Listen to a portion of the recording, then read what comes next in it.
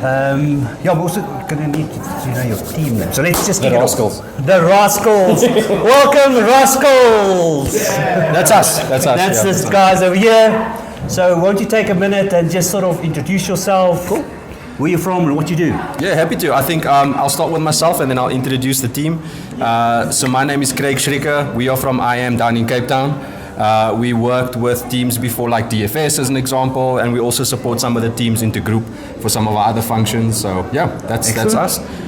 We've got my amazing team of Rascals over here. So we chose the name specifically because we were all menacing. I don't know if that's... so we've got Rahul over here.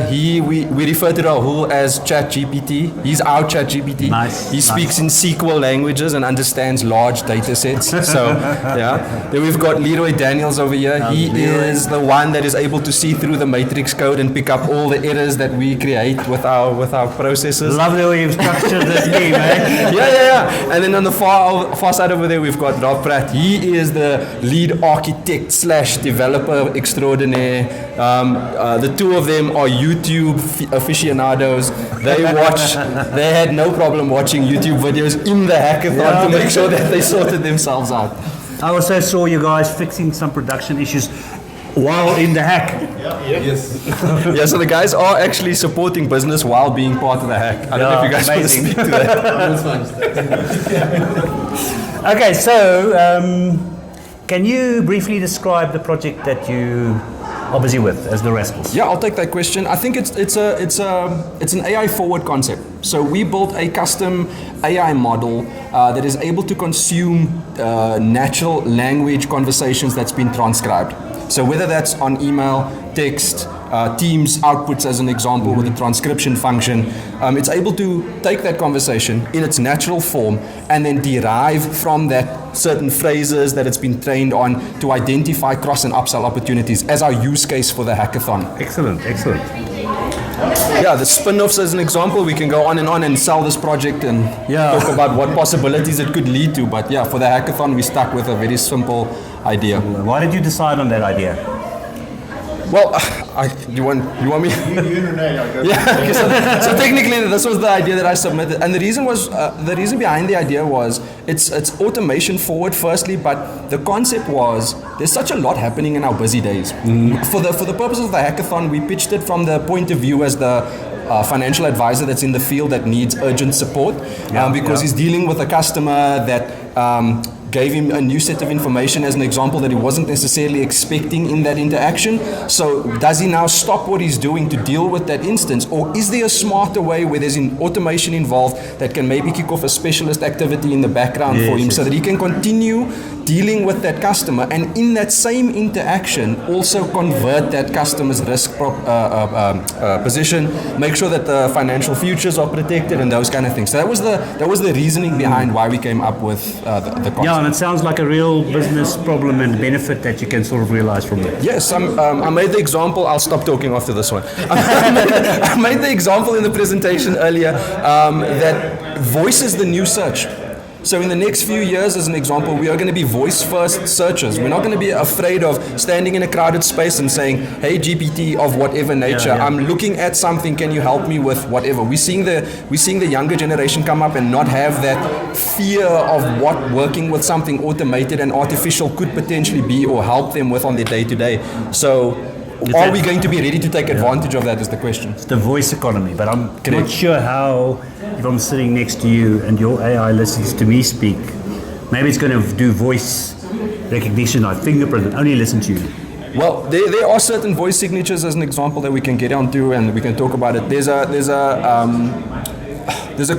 a concept about we are already exposed to always listening machines. We are already in a situation where just by walking down the corridor and talking about a conversation between the few of us as an example, somebody else's phone is potentially going to ping them on buying something that they've never had before. So I'm not making excuses to say, oh, voice is just something to be accepted. I'm saying it's an adoption rate that's already like amplifying and it's going. So I think that is possibly what it's going to be is people are going to want to do it. They're going to offer that up because it's fast, it's easy, and the machine is able to take a messed up prompt as an example and give you some line of context that's in the direction of what you're looking for. And the further you prompt and the further you give it information and context to what you're looking for, the better you get out on the other side of the process. Good. Let me ask you what technology and tools you guys used for the project you're busy with. Cool. So we played around with quite a few technologies, but mostly in the Microsoft stack. We looked at Copilot Studio, but also ended up landing on Power Platform as a stack, and we used a bit of Azure as well to build some Azure functions, but mostly using AI Builder. We built our own custom model to do this very specific job within the Power Platform. That's Great. the tech we use, yeah. Thank you. What were some of your biggest challenges, or the biggest challenge that you faced so far, and how did you overcome that? I'll say one. Okay, you can give more than one. Mine was definitely time. I think that was a challenge for us. And then, I would say dealing with a headache and trying to get through what we needed to, so that we could obviously be part of the top 50. Yeah. Congratulations on that again.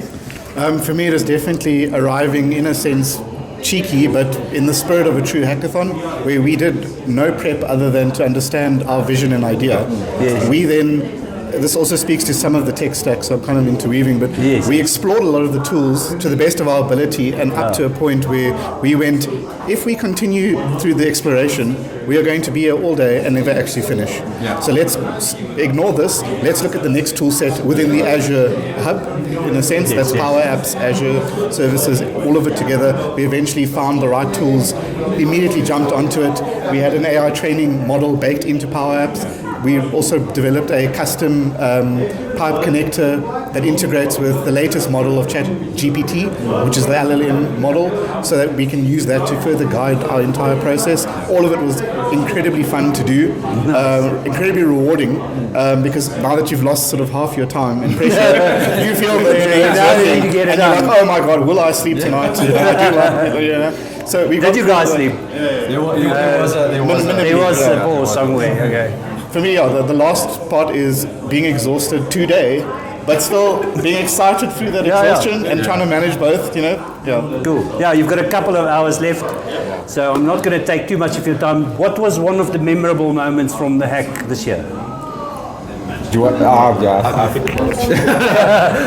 was like landing on that, like, okay, cool, this is, we spent a reasonable amount of time, like Rahul mentioned, like exploring our options, and then that moment where you're like, okay, cool, we've landed on exactly like how we're gonna build this thing, and then just then you just cruise, you know what I mean? Nice. Yeah, that was cool. So once you get to that point, it's like smooth sailing. Obviously, but basically, like, you've got this vision and you tunnel vision through until the end. Yeah. Excellent. Last question before I let you go and hack further.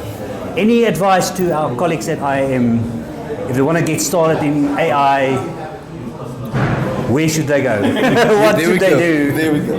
ChatGPT. The advice is easy. If you want to get started, and this goes for anything in life, you just get started. Get started. You will never get anywhere if you don't actually apply yourself. Yeah. That's literally it. This is what we did. Like I said, we arrived with an idea, had no idea how we're going to leverage AI into this, and just got started. Love it. And look at us, we made top 15. Love it. So that's fantastic. Cool, let's mix it, spice it, cook it. Thank you guys. Great.